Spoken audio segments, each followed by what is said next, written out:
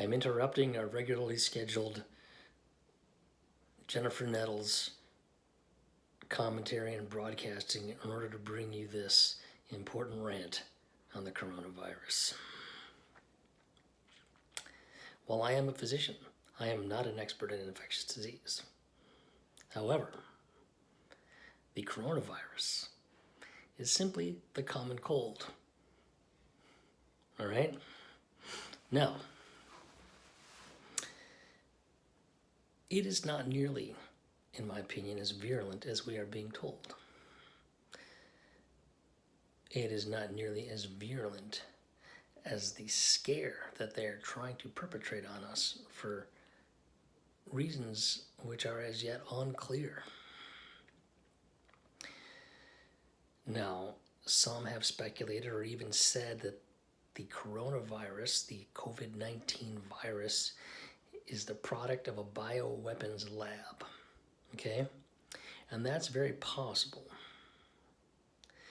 But if it is a product of a bioweapons lab, it was not engineered as a particularly virulent product of that laboratory.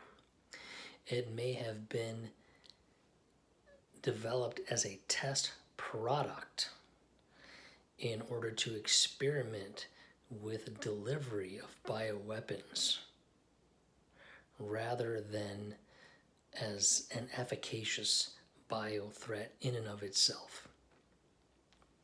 I don't know. I think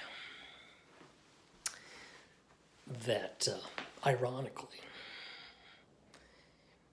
the clown in the White House is actually right when he says there are far more people infected than we know, and that the actual mortality rate from the virus is much lower than has been reported.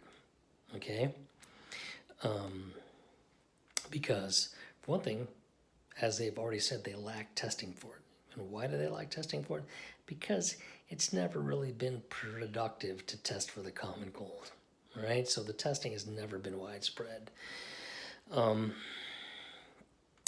other thing is most people have minor symptoms and get over them. All right? I think it's fine. Wash your hands, particularly if you are an immunocompromised or debilitated person that you should avoid crowds. You might want to wear a mask. I don't think wearing a mask is a bad idea as opposed to what we have been told. Okay? As a matter of fact, I have some unofficial reports from Hong Kong that the virus has been contained by the widespread usage of masks, although I cannot confirm this. All right? My bigger question is, why is a panic being engineered over the common cold? All right? There have always been some people who died from the common cold, right? Always, just like there's always been some people who died from influenza, all right? In some years, these strains are more virulent than others. But let's face it, I mean, we're canceling the freaking NBA playoffs and the NHL playoffs, right?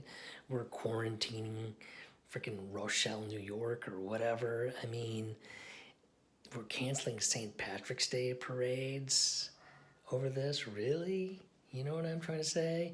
And we're creating conditions which will create and exacerbate economic panic, which will result possibly in shortages of fuel and food and services, which could result in riots, right?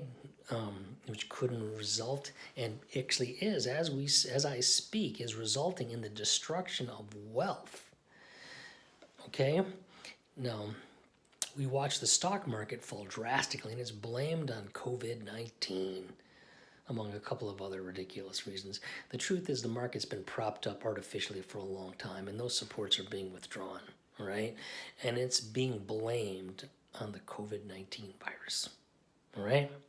Now, it was inevitable that this crash was going to occur because we had balloon-like conditions in the stock market and in other markets, all right?